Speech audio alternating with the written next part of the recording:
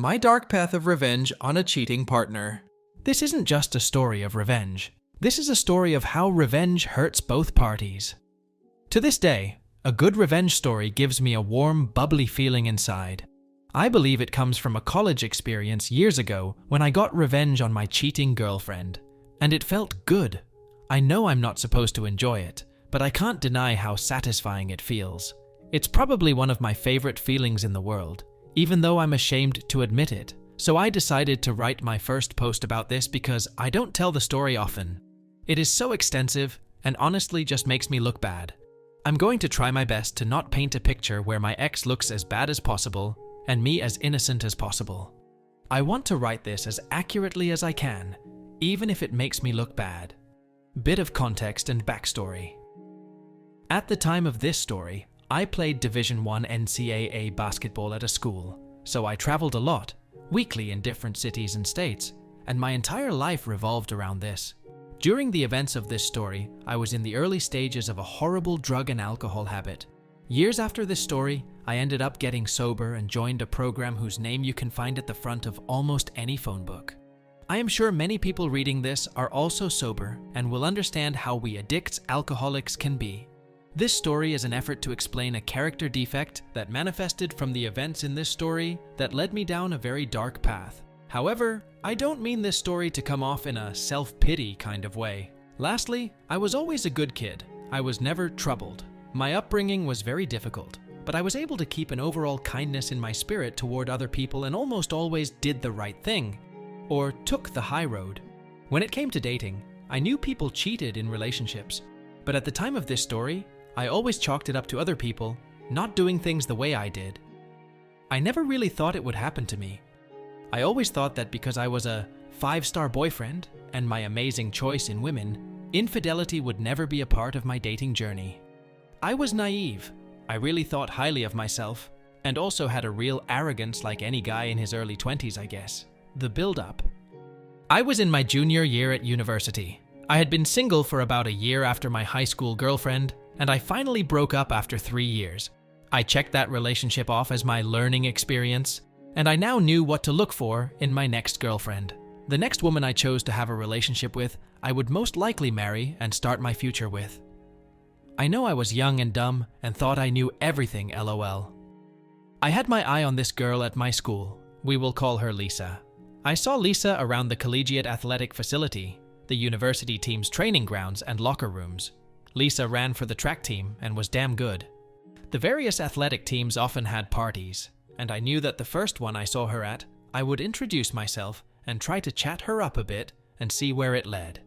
Soon enough, I saw Lisa at one of these parties, and we passed each other on the stairs.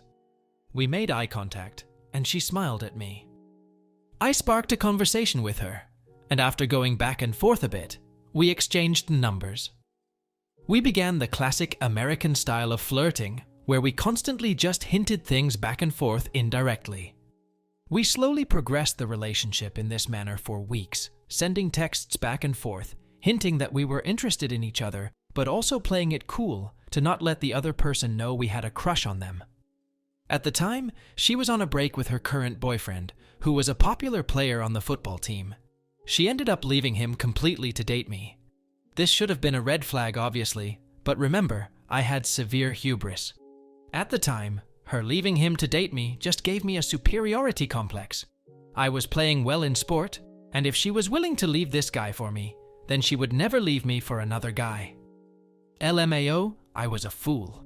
I can't express how much I was into Lisa. I was addictively attracted to her, and had that weird feeling of, I can't believe my crush is actually into me too. I really was so drowned and blinded by my crush on her, I missed so many red flags, but our relationship began progressing really fast. Because of this, I didn't really do a proper inventory on why I liked her so much. Fast forward like 8 months later. This calendar was peppered with black markers. It looked like a checkerboard with only a handful of red pieces left, and all the black ones. There were black markers on dates that I was in a different city playing basketball. I proceeded to open all of the black markers going back for our entire relationship. We did not have unprotected sex very often, maybe once or twice a month. She had written the names of the guys she had unprotected sex with in the notes section of the black markers. There was a total of 4 guys throughout the entirety of our relationship that she allowed to penetrate her raw. Some months there were almost a dozen of those black markers. Sometimes there were 2 in one day. Looking back on this, I wonder if there were more unlisted men that I didn't see because she clearly only kept track of the guys and times she had unprotected sex. In almost every story I hear of infidelity, it involves the discovery of text messages, being informed by a friend, or the classic coming home early and catching your partner red-handed. I, on the other hand, discovered a well-documented ledger of almost every time she cheated and had unprotected sex. Amongst the 4 guys I discovered, one of them was her ex that she originally left to date me. Cheating on me with him was a common occurrence. There was some other unknown guy she was also clearly sleeping with him regularly. The last 2 fellas looked to be just a one-time thing, but again, like I said, these markers were just the times she had sex without a condom, so who knows what the true story was there. I sobered up real quick. I proceeded to look through Lisa's texts and calls and found nothing. However, at the time, Android phones had a folder where you could see deleted texts, but not the contents of the messages. She had thousands of deleted texts and calls, but I couldn't see what they said. I saw the numbers and did a quick Facebook search and matched one with her ex, in addition to something like half a dozen other random dudes. The worst part was, I found 2 of my teammates. One guy I was actually pretty close with. I just put the phone down after a few minutes. The evidence was overwhelming. The more I seemed to look at the phone, the more my insides began to hurt. I felt so defeated. I can't fully describe the feeling, but I'm sure anyone reading this who caught a significant other cheating knows what I'm talking about. I felt so stupid for trusting her and having no suspicions of her. I couldn't stop thinking about how I regretted all the times that I had an opportunity to cheat and remained faithful to Lisa. I felt like an idiot for not cheating on her when I could have. My loyalty felt like a waste. I know it sounds ridiculous and irrelevant to the fact that she was unfaithful. I think I obsessed over that because if I had cheated as well, I wouldn't have hurt so much in that moment. All I could think about was how much I was hurt. I would do anything to not feel the pain and embarrassment anymore. Question: am I the only one who thought this way after catching their partner cheating? I'm curious about this. I proceeded to leave my apartment and go for a long walk. I had never felt the emotions that were coming up and didn't know how to process them. My ego felt like it was literally dismantled in front of me. I wasn't sure what to do, and I was too embarrassed to tell anyone. My sadness quickly turned to anger. I knew I was going to get my revenge. I just didn't know how yet. I was seething with rage and wanted to make sure she never recovered from this. My roommate, teammate, and best friend at the time, who was sleeping on the couch in my living room, we will call him Bono, an Eastern European kid who stood 7 feet tall and was as Russian in demeanor as you can imagine. He also had an equally ridiculous real-life name, hence Bono. Well, Bono called me shortly after I started my walk. I answered, and he asked where I was. I asked him to keep this between us and told him what happened. He stayed on the phone and went into my room, and I hear him in his Russian accent yell at her, "Yo, bitch, you cheated on OP?" Then I faintly hear her inaudibly say something in the background, and him yelling at her to get out of the apartment. After hearing some scuffling, Bono gets back on the line and says, "Yo, she's gone, come back and let's talk." I head back home, and Bono and I go over what had happened. Things don't get sappy because we are both complete alpha males who both come from cultures where men don't cry, and neither of us really knew what to say or do in this situation. He makes his best attempt to comfort me and says, "Tonight is your birthday. We're going to get messed up and find you some girls. Forget her. I never liked her anyway." Oh yeah, this day was my birthday. Forgot about that part. Bono and I go out for breakfast. I am still a little drunk. My phone is blowing up with calls and texts from Lisa. I tell her I saw everything on her phone, and I can't stand to speak with her or look at her. She keeps trying to convince me to let her come to my birthday party, and I make it clear I don't want her there. She clearly was concerned about exactly what Bono suggested to me earlier when we chatted. Lisa's entire reputation and popularity revolved around the fact that she was dating me. I think most people didn't like her in the first place, but put up with her because we were together. She knew that if I acted single at my birthday party, and she didn't show up, everyone would know something was askew. I think Lisa was more worried about being embarrassed than our relationship. I don't remember much of what happened that night, but one of my friends sent me a little package for my birthday from California, filled with some really good weed, hash, moon rocks, some pills, and the devil's dandruff, and I proceeded to do a glorious swan dive into an intoxicated oblivion. All I remember is sitting on my chair at the pregame for my party.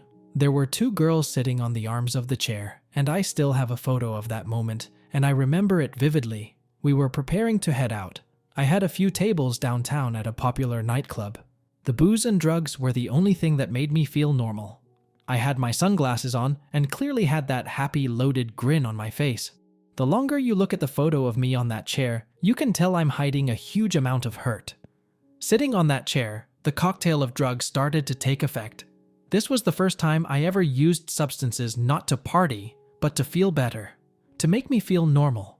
I remember thinking, I want to feel this way for the rest of my life. I am never going to hurt like that ever again. With drugs, I have control, and no one can hurt me again. Oh, how ironic that turns out to be years down the line. I told my teammates and friends that Lisa and I were done when they asked why she wasn't at the party. I didn't tell them why, though. I also didn't show them that I was affected by it in any way, and just played it cool. I tried to focus everyone on the party ahead of us, the revenge. So this is one of those revenge stories where it was only half planned. I knew I wanted to get revenge on Lisa for hurting me so much, but I kind of just improvised as opportunities came up. My original kind spirit had died at my birthday on that chair. All my morals went out the window. I never cheated in relationships, therefore I believed I would never get cheated on. I realize now how dumb that is, but that's what I thought at the time. I didn't care what collateral damage I caused, as long as my mission to hurt Lisa as much as possible was accomplished. So I continued every day of my life with this new selfish mindset. I was sitting at my computer later that next week, skimming Facebook when I saw the profile of one of her track teammates on my feed. That's when I had my first vengeful idea. I decided I was going to attempt to get her teammates to bite the bait that I was about to cast out into the water. Though I didn't have proof she hooked up with my teammates, she was clearly trying to hide conversations between them.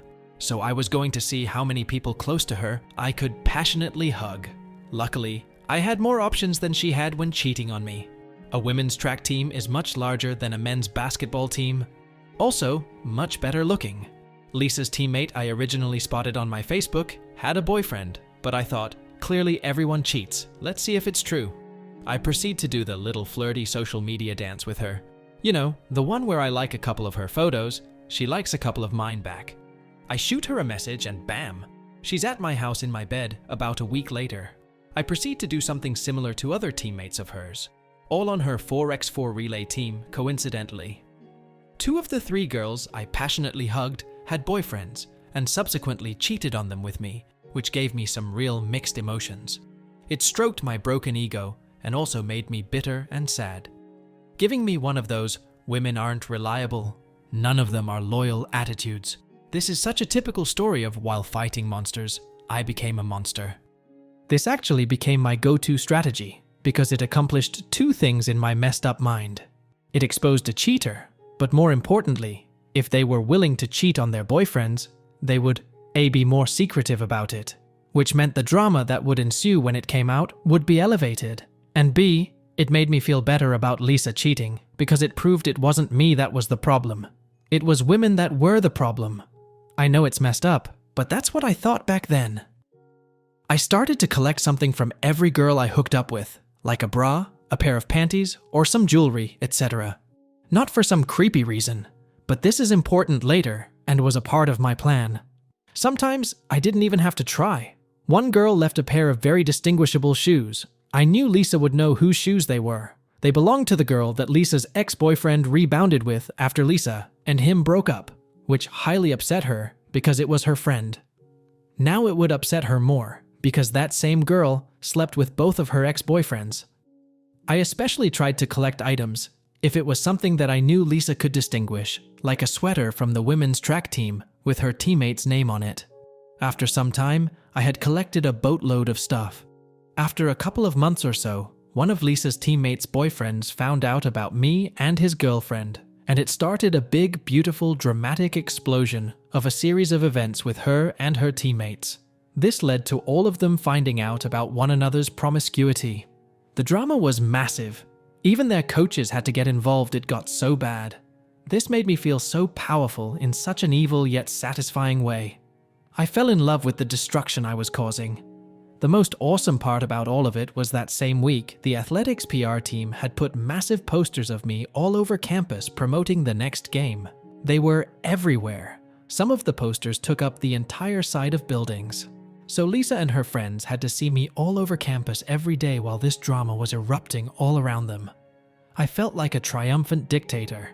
It was glorious and pathetic at the same time. Their coach even proceeded to have a serious meeting with the compliance department and my team's coaches. My coaches literally laughed at her, saying, "This seems like an internal issue, but OP hasn't done anything illegal or broken any school policy, so there is nothing we can do." This infuriated the women's track coach. Their team had fallen apart. Their national ranking began to plummet. Then Lisa's coach even got in trouble for being caught tearing down some of the smaller posters of me on campus in a raging temper tantrum.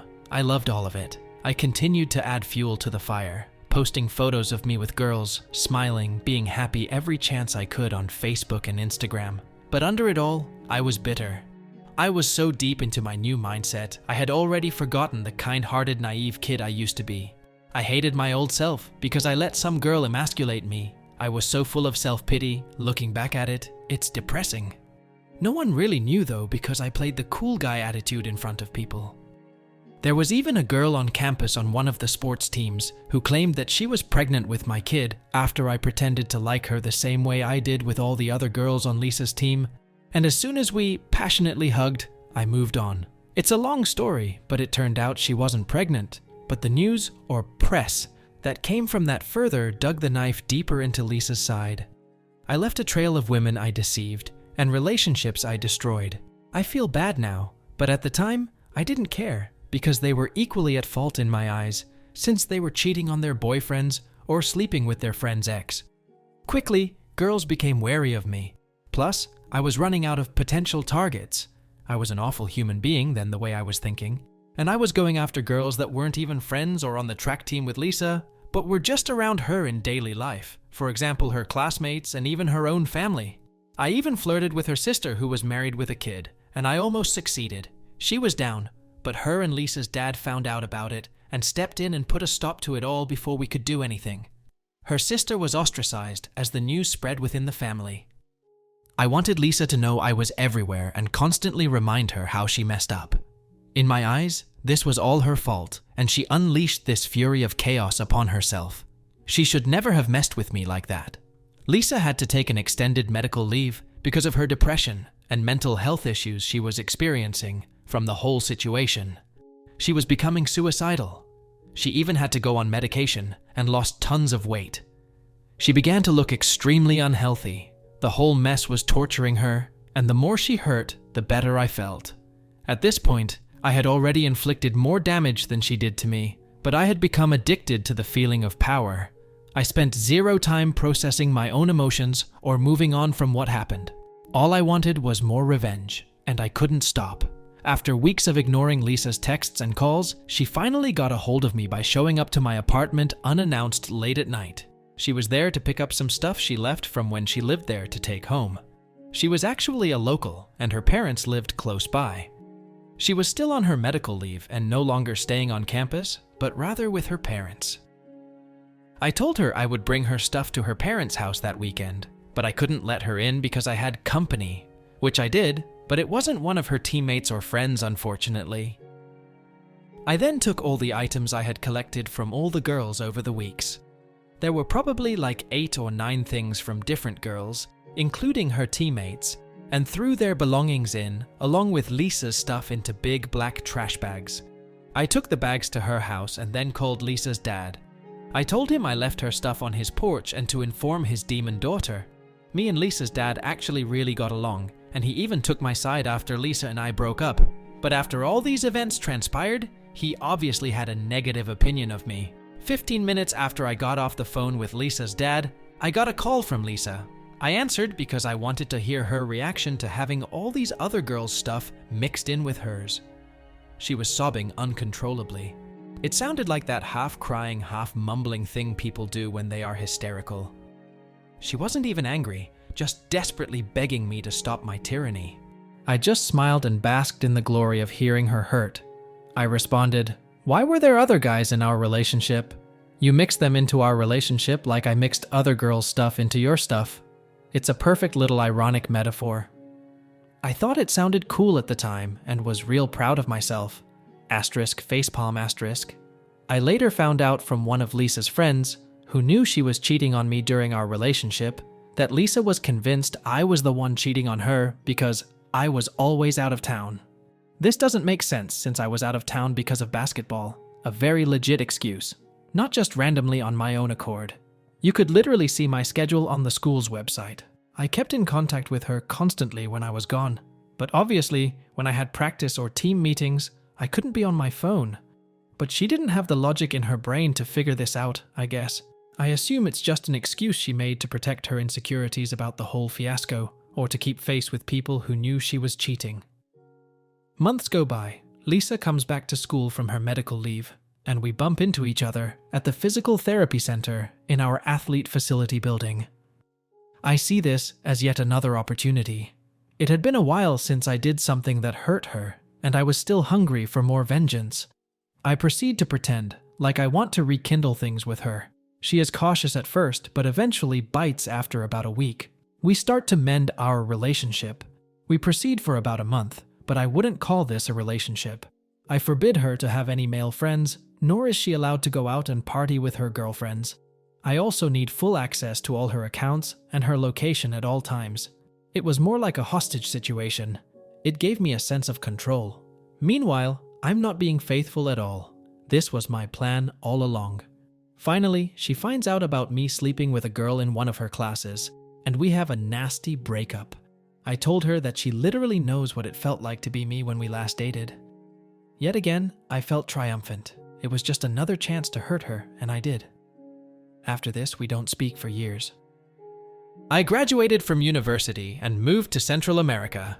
She messaged me while I was there, about a year after I moved, and about 2 years after we last spoke. At this point, my life had become that of a real degenerate. I was doing copious amounts of drugs on a daily basis, and about 75% of my life was involved in some sort of illegal or nefarious activities. But I still blamed her for me becoming the dark soul that I was, and took no responsibility for my bitter, immoral nature. I hadn't had another relationship since her, and always had trouble because I couldn't trust a woman in any capacity anymore. Even after years had passed, I saw this instance of her messaging me as yet another opportunity to hurt her. We began to talk as friends, and even got flirty with each other over Facebook Messenger. Mind you, there were literally many countries, states, and an ocean between us at this point. I was planning a trip back to my old university to visit some friends. However, what I told her was different. I explained to her I was moving back to the city for a new job I had just been offered. We decided to meet up when I got back and see if there was anything worth saving between us. I had put on my best acting hat and tried to seem like I had put our past behind us. However, I was just as vengeful now as I was years ago. She was finishing up her last year at university, and I made the trip back to the USA. I met Lisa at a coffee shop when I arrived. We spent the entire night together. From her point of view, it really looked like we had moved past our differences and what happened. We could actually work things out. However, I wasn't moving back, obviously, like I told her. I was only staying 2 nights. She didn't know this. After hooking up a few times and spending 2 days together, without mentioning anything to her about me leaving, I packed my things and got back on a plane to Central America. I blocked her on all my social media and communication outlets. This time, I could only fantasize about what happened to her when I disappeared, after she thought I had moved back and supposedly was ready to give our relationship another try. This time, however, it wasn't as satisfying as my previous plots of revenge. My drug habit and lifestyle only got worse every year. 3 years later, I was hospitalized and almost died because of my extended drug use. I was never sober a full 24 hours after that day I went through that period calendar. Looking back, as much pain as I might have caused her with my vengeful life, my new identity that consumed my old one was so tainted with a dark spirit at heart. I think I honestly did more harm to myself with my actions and led me down the road where I had no morals anymore. Though I spent the entirety of this story telling everyone of how I kept getting revenge on my ex for cheating on me, as satisfying as it was, I wish I would have spent an equal amount of energy healing myself from the incident. If anyone reading this is experiencing the pain that comes with cheating, a good revenge story can bring you some satisfaction, but I hope you don't make the same mistake I did. Rather spend more time healing yourself from the hurt and moving past it. The revenge won't heal you. It will be a separate journey, but could distract you from putting yourself back together. Luckily, I got sober and am now sober for over 4 years. I even had another girlfriend of 2 years cheat on me before I got sober. But this time, I didn't take revenge. I spent my time healing. I changed and only focused on myself, and that was way more satisfying than the revenge I got on Lisa for cheating on me. Now, I'm married for almost 2 years to a woman who is sober, and man, do I have a good life. I have a dream job and a dream marriage. Thank you, everyone who read this. Sorry if it wasn't well written. I never write like this, but I have never told the full story in detail before, and I got a lot out of writing it. Mostly, what I hope to get from this is to share my experiences of doing horrible things, but feeling an immense satisfying feel from it, where it's almost addictive. And morphing from generally a good person to a relatively dark, evil one. Obviously, people have dark moments, but I feel like my personality and psyche have never been the same since that experience.